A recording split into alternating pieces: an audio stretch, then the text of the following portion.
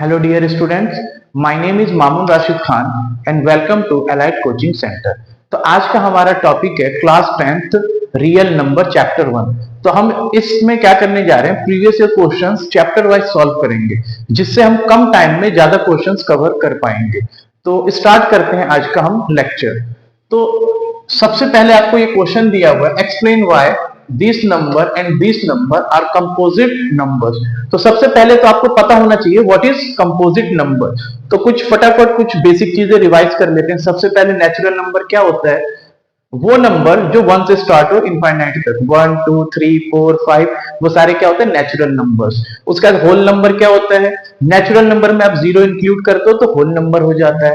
Whole number के बाद क्या आता है आपका इंटीजर्स। इंटीजर्स क्या होते हैं, सारे पॉजिटिव नेगेटिव नंबर्स जो होते हैं इंक्लूडिंग जीरो, वो आपका इंटीजर्स हो जाते हैं। 0 1 2 3 -1 -2 -3, यानी कि ये आपका नेचुरल नंबर, होल नंबर, और ये पूरा आपका हो गया इंटीजर्स। उसके बाद आता है आपका प्राइम नंबर।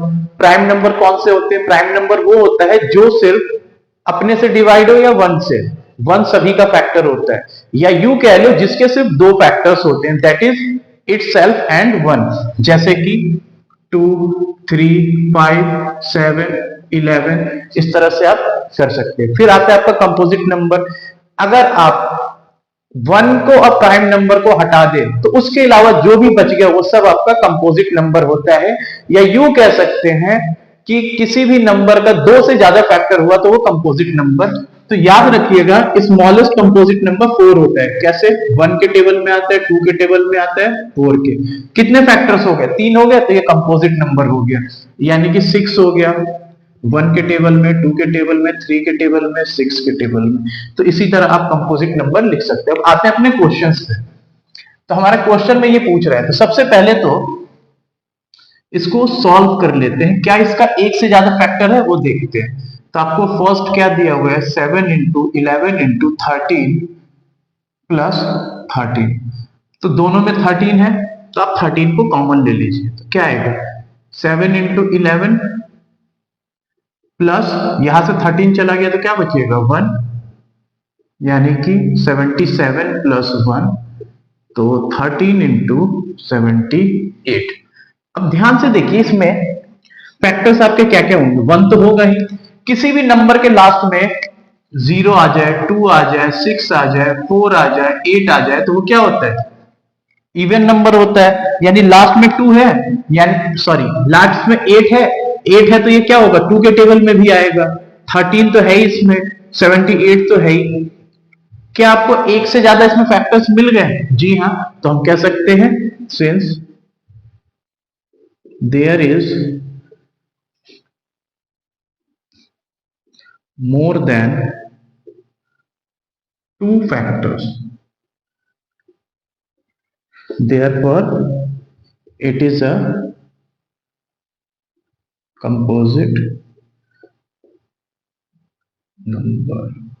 ठीक है, दो से ज्यादा फैक्टर हो गए कंपोजिट। इसका सेकंड पार्ट में क्या कह रहा है आपका, 7 into 6 into 5 into 4 into 3 into 2 into 1 plus 5।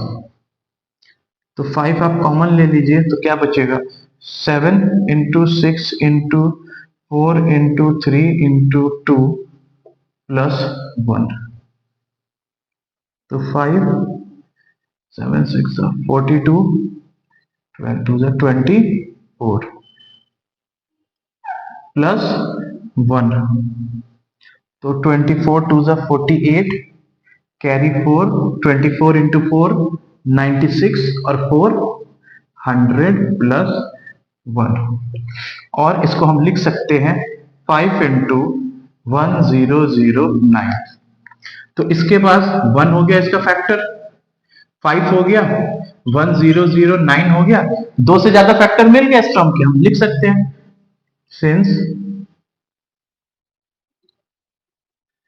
1 5 and factors, या यू आप लिख सकते हैं मोर than 2 factors, therefore it is a composite number. इसे कॉपी करिए, फिर अगला क्वेश्चन करते हैं। हमारा अगला क्वेश्चन है, चेक वेदर 6 का power n can and with digit 0 for any natural number n।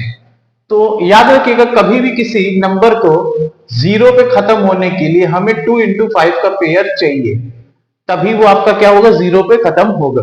तो क्वेश्चन करते हैं, फॉर एनी नेचुरल नंबर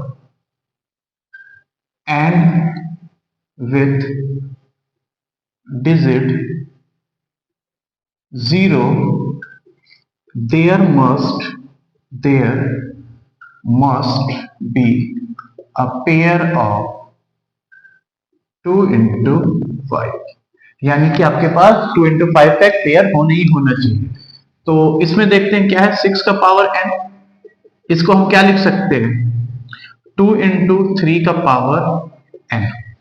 अब इसमें देखिए, सिंस 6 का power n is divisible by 2 but not by 5, और आप ये कह सकते हैं, since there is no pair of 2 into 5 therefore it cannot be divisible by it cannot be and with digit 0। ठीक है, ये क्वेश्चन कॉपी करिए, फिर अगला क्वेश्चन करते हैं।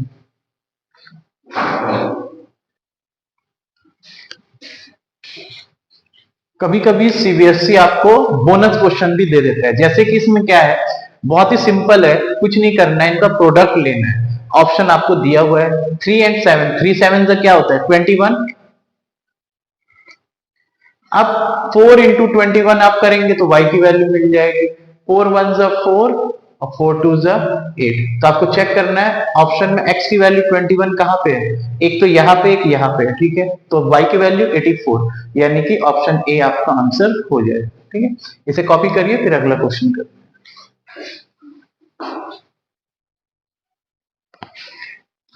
हमारा अगला क्वेश्चन है, LCM of two number is 182। तो आपको क्वेश्चन में क्या दिया हुआ है, एलसीएम कितना है 182 and their HCF is 13। HCF आपको दिया हुआ है 13 एंड वन नंबर इज 26। एक नंबर 26 है, तो दूसरा नंबर आपको निकालना है। तो एक सिंपल सा फॉर्मूला याद रखिएगा, LCM into HCF equal to product of the two number. LCM कितना दिया हुआ है 182 इंटू एचसीएफ कितना दिया हुआ है 13, एक नंबर आपको दिया हुआ है 26 इंटू बी। 26 को इस साइड ले आओ, 182 इंटू 13 मल्टीप्लाई इधर आएगा तो क्या होगा, डिवाइड इक्वल टू बी। तो बी की वैल्यू कितनी आ गई 90। इसे कॉपी कर लीजिए और किसी भी क्वेश्चन को करने से पहले एक बार वीडियो पॉज करके खुद से सॉल्व किया कीजिए।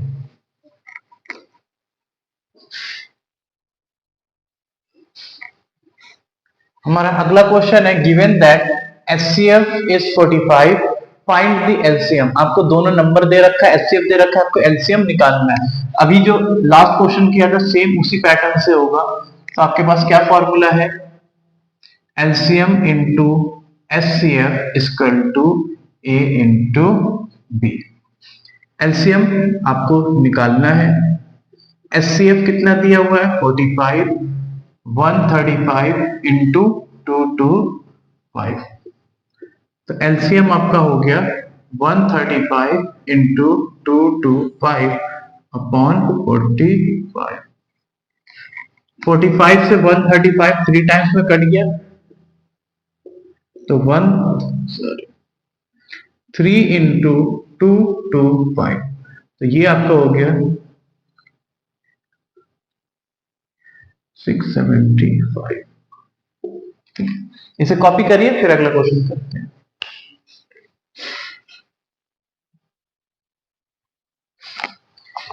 हमारा अगला क्वेश्चन है, find the number of zeros in the end of a number whose prime factorization is 2 का पावर 2 इंटू 3 का पावर 2 इंटू 5 का पावर 2 इंटू 17।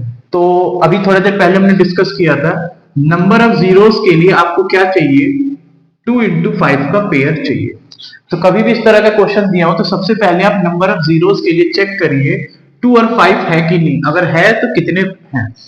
तो पहले हम देखते हैं 2 का पावर 2, 3 का पावर 2, 5 का पावर 3 इंटू 17। हमें बाकी नंबर से कोई मतलब नहीं है, हमें जीरोस चाहिए तो सिर्फ 2 और 5 को हमें चेक करना पड़ेगा।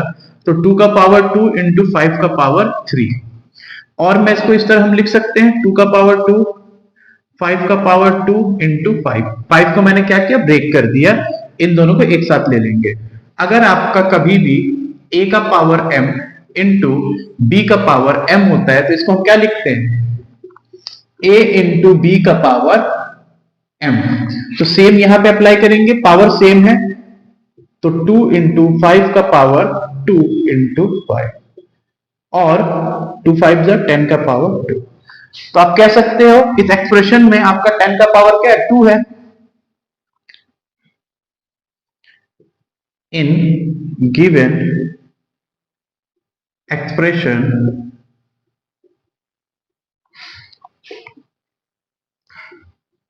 Power of 10 is 2। देयरफॉर आप लिख सकते हो, देयरफॉर 2 zeros इसका आंसर हो जाएगा इन the and, therefore number of zeros in the and will be 2। ठीक है, तो इसे कॉपी कर लीजिए, फिर अगला क्वेश्चन करते हैं।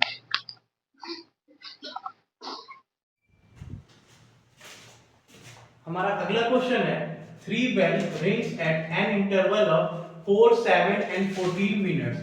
All 3 rang at 6 am. तो आपको बताना है अगली बार ये एक साथ कब बेल बजेंगे। तो इस तरह का क्वेश्चन की, या एक साथ मान लो बच्चे रनिंग करना स्टार्ट किया हो, तो अगर कोई इतना मिनट ले रहा है, कोई थोड़ा ज्यादा मिनट ले रहा है, तो अगली बार सब एक साथ कब मिलेंगे। तो ऐसे क्वेश्चन में आपको क्या करना है, हमेशा एलसीएम लेना है। तो सबसे पहले आपका क्या है, 4, 7 और 14, इनका एलसीएम ले लीजिए।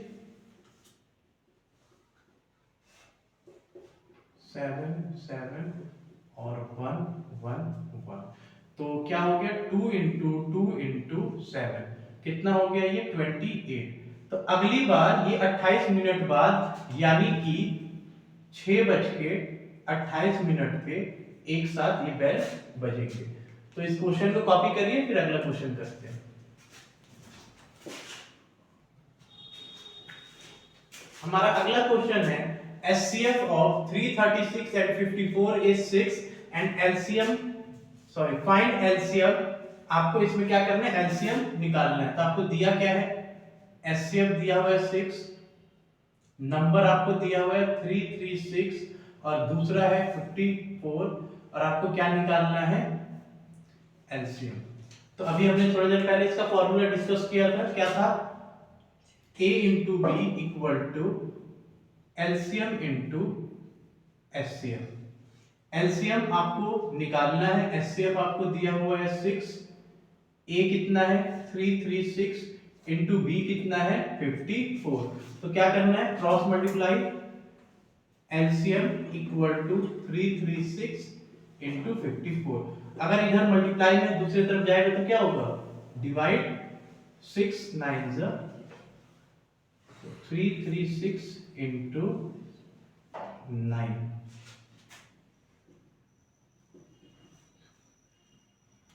तो आपका एलसीएम आ गया 3024।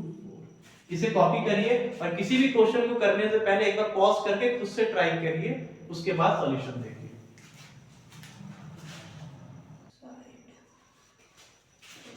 हमारा अगला क्वेश्चन है, prove that root 5 is an irrational number. One of the most important question है। इस टाइप का क्वेश्चन आपका हर बार सीबीएसई में पूछता है, या तो इसमें √5 + 2 इस तरह से देके पूछ देगा। तो स्टार्ट करते हैं इससे। सबसे पहले जब भी इस तरह का क्वेश्चन करना हो तो अपनी बात कोई गलत प्रूफ कर देना है, यानी कि मेथड ऑफ कॉन्ट्रडिक्शन आपको अप्लाई करना है। पहले हम ये दिखा देंगे कि √5 क्या रेशनल नंबर है, फिर अपने बात कोई गलत प्रूफ कर देंगे। तो स्टार्ट करते हैं। Let √5 is a rational number. Let's say therefore √5 can be written in P/Q form, where P and Q are co-prime, and Q cannot be 0। Zero क्यों नहीं हो सकता? क्योंकि किसी भी नंबर को जब हम जीरो से डिवाइड करते हैं तो वो अनडिफाइंड हो जाता है, इसलिए Q की वैल्यू कभी भी हम जीरो नहीं ले सकते। Therefore √5 इक्वल टू P/Q, और क्रॉस मल्टीप्लाई करें, इधर डिवाइड में इधर है तो क्या होगा? मल्टीप्लाई, स्क्वायरिंग बोथ साइड,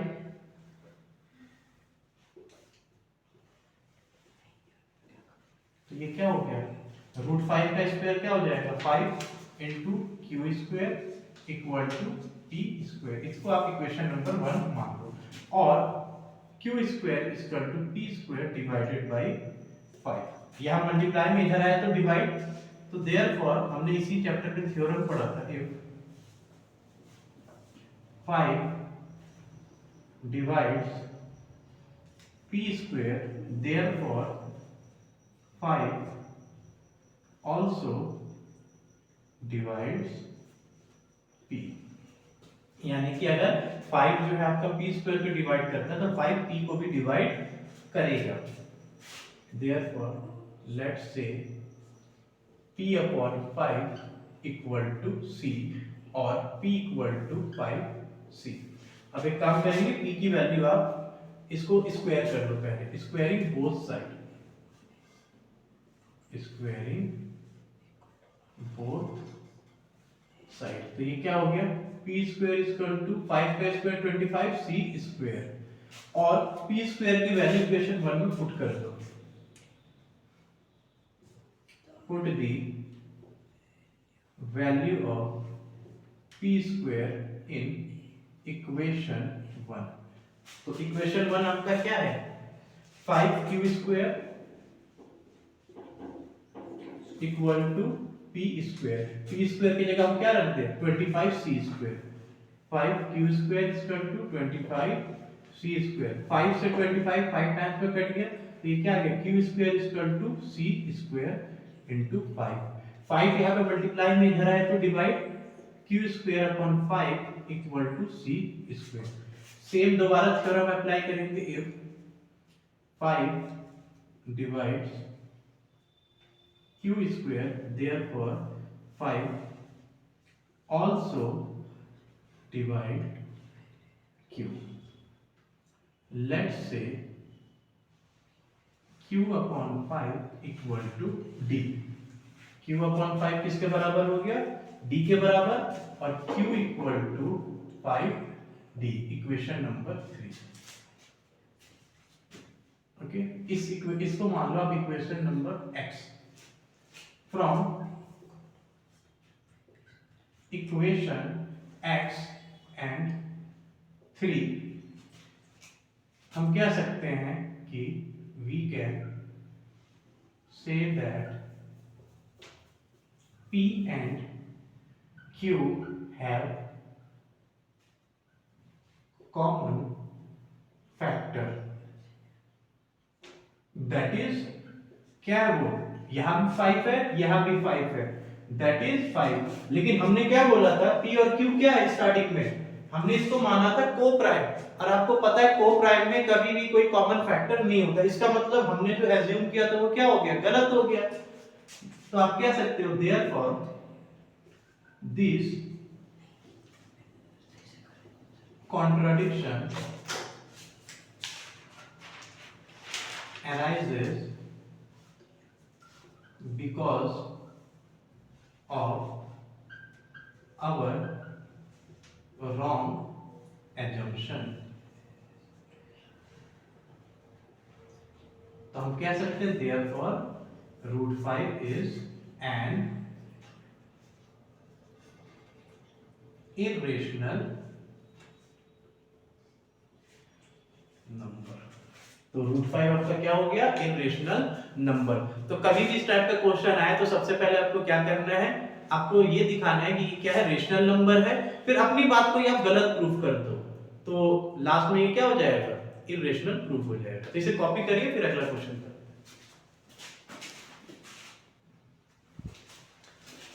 हमारा अगला क्वेश्चन है कि इसमें आपको दिया हुआ है कि √3 क्या है? इरेशनल है, और हमें प्रूव करना है 5 + 2 √3 इज एन इरेशनल नंबर। तो मैंने आपको बताया सबसे पहले आपको क्या करना है, इसको ये दिखा देना है कि ये क्या है? रेशनल नंबर है। फिर मेथड ऑफ कॉन्ट्राडिक्शन, यानी कि आपको अपनी बात को गलत प्रूफ कर देना। तो स्टार्ट करते हैं। सबसे पहले तो गिवन लिख लो, given √3 is an irrational number. √3 क्या है? इरेशनल नंबर है। स्टार्ट करते हैं। Let's say 5 + 2 √3 is a rational number and it can be written in P/Q form where Q cannot be 0। ठीक है, तो आप इसको लिख सकते हैं 5 + 2 √3 = P/Q। Q cannot be 0 and they are co-prime। They are co-prime। तो सबसे पहले क्या करेंगे, जो इंटीजर्स जितने भी है सबको दूसरी तरफ लेके चले जाओ। तो ये आपका हो जाएगा P/Q, +5 पे उधर जाएगा तो क्या होगा? -5, और इसका एलसीएम ले लो तो Q नीचे आ गया, और P - 5 × Q 5Q 2 √3। 2 यहां मल्टीप्लाई में उधर जाएगा तो क्या होगा? डिवाइड। तो √3 = P - 5Q / 2Q। ठीक है, तो हम ये कह सकते हैं P 5Q and 2 are integers. ये सारे क्या है? आपके इंटीजर्स है। Therefore P - 5Q / 2Q is a rational number. अगर सारे इंटीजर्स है तो ये क्या होगा? रेशनल नंबर होगा। अगर ये रेशनल नंबर है, ये कहाँ है? आपके आरएचएस में, तो इसका लेफ्ट साइड भी क्या होगा? रेशनल नंबर होगा। क्यों? दोनों इक्वल है, तो आप कह सकते हो therefore √3 is also a rational number. यानी कि इसके हिसाब से √3 भी आपका क्या होगा? रेशनल नंबर हो गया। बट ये तो गड़बड़ हो गया, आपके क्वेश्चन में क्या दिया हुआ है? √3 इरेशनल नंबर है। अब दोनों बात तो सही हो नहीं सकती, इसका मतलब हमने जो माना है वो गलत माना है, यानी कि ये क्या होगा? इरेशनल होगा। But √3 is a irrational number. Irrational number given. तो ये कॉन्ट्रडिक्शन अराइज क्यों हुआ? Because of our wrong assumption. आप लिख सकते हो this contradiction arises because of our wrong assumption, therefore आपका क्या हो जाएगा 5 plus 2 root 3 is an irrational number, irrational number। इसे कॉपी करिए फिर आगे देखते हैं।